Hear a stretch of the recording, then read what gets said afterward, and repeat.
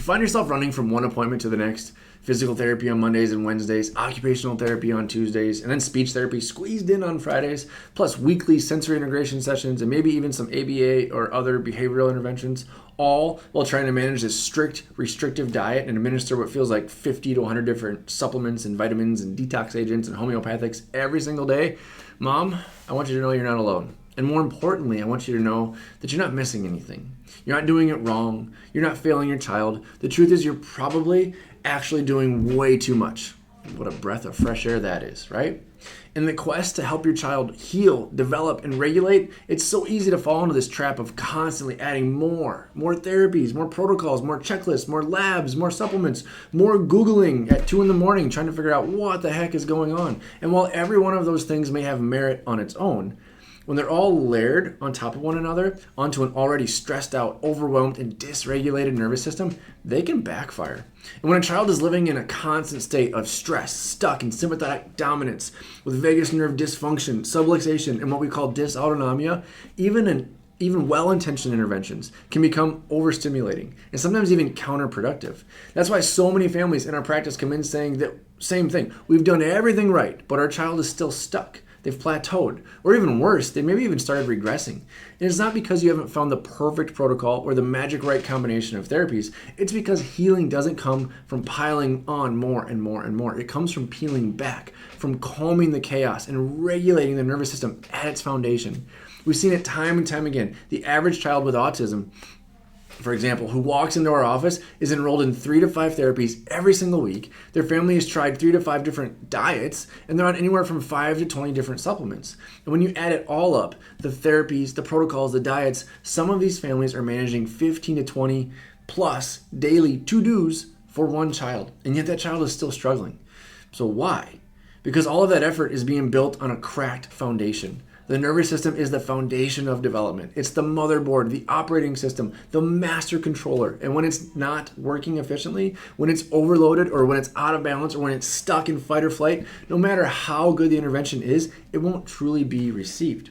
Think of it like a computer with too many tabs open. Or we've all got that one friend or spouse who has a couple thousand windows open on their phone, right? They just keep opening other apps and they don't close them. And then they wonder why it's slow to load everything. Dr. Sam, did I say that out loud? It's not that each tab is wrong or each window is wrong, but when the system is maxed out, everything slows down or it crashes. Or picture a circuit board. If it's already miswired or short-circuiting, even a good input can trip the system and just blow the fuse. When the nervous system is under this kind of stress, it robs energy from every other system, but in a specific order. The first thing to go is the gut. Digestion slows down, motility struggles, absorption and elimination become compromised. That's why you can pour in all the probiotics, all the digestive enzymes, and have just the pristine, most top-notch nutrition, and still you see very little change. Because it's not the gut itself, it's the neurology behind the gut. And then next, the motor system takes a hit, resulting in low tone, incoordination, toe walking, W-sitting, crawling delays, motor planning issues, because muscles can't move themselves. They rely on a healthy, efficient brain-to-body communication. So if the nervous system isn't clear, no amount of physical therapy will make lasting progress. Then comes the immune response. Inflammation takes hold. The body can't fight off infections. There's the cycles of colds and ear infections, antibiotics, fevers, setbacks. Every parent knows what it's like to finally gain traction with therapy or progress, only for it all to unravel after the next illness.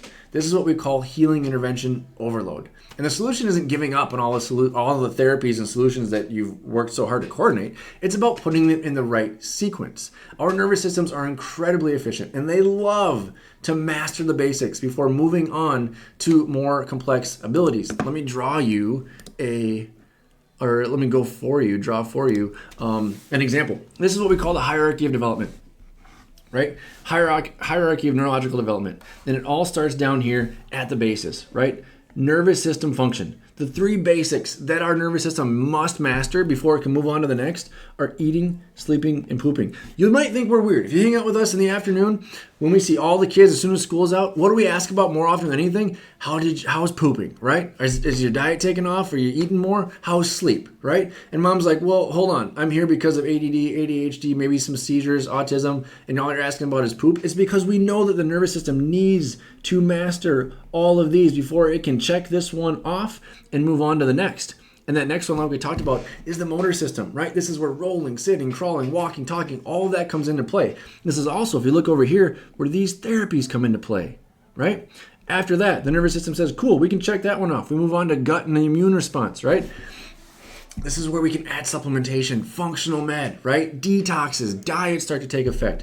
But if this isn't mastered, right? If our nervous system is still trying to gain control here, if it's stuck in autonomic imbalance, fight or flight protection mode, stress stuck on, it's not going to go through mastering the rest of these. And all of that supplementation ends up being just very expensive stools or urine, right? And then the last one, brain-based. This is emotion, cognition. This is where counseling, psych, meds, lasers, that type of stuff. We can actually have effect with those things if we can master and check off all these other ones before. But if your nervous system is stuck down here, still trying to control eating, sleeping, pooping, still trying to get nervous system balance, then what happens is brain age stays the same, body age takes off, and you don't master it. This is why kiddos end up walking kind of goofy, right? We talked about that, W sitting, toe walking, you take off running. And I had one mom tell me one time, she's like, it kind of looks like my kid's running like a duck.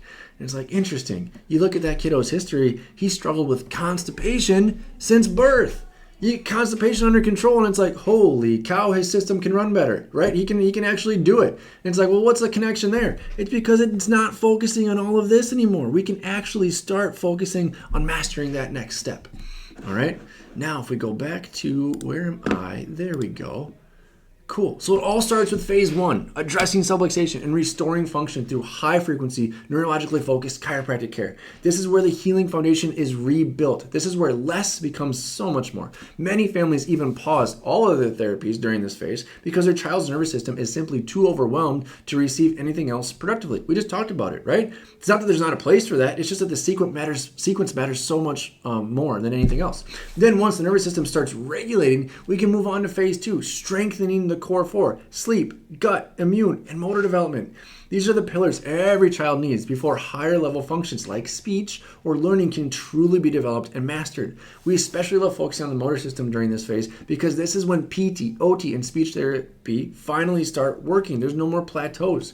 We see it constantly. Once adjustments are consistently restoring better brain and body communication, your child becomes more coordinated, more calm, more teachable. Reflexes begin to integrate, speech improves without needing more drills or more flashcards. Only after that can we effectively support the gut and the immune system and the immune response. Detoxing gently, supporting elimination, helping inflammation go down, and watching the immune response stabilize for the first time in years. And that leads us to phase number 3, this multiplier effect. When the nervous system is regulated, when sleep is improving, when their body is no longer fighting uphill or stressed out in that stuck fight or flight response, the therapies that didn't seem to work before now start producing exponential results. Your child starts making breakthroughs that finally stick. And to know if this is the case for your child, it's as simple as listening to your gut, mom. If you're doing everything and still seeing meltdowns, regressions, or burnout, that's a sign. And in our office, we can take it one step further with insight scans, a non-invasive way to measure nervous system stress, subluxation, and vagus nerve dysfunction, so that you can stop guessing, stop 2 a.m. Googling, and start addressing the real root cause. If you're ready to take that first step and get out of the cycle of more, we'd love to connect.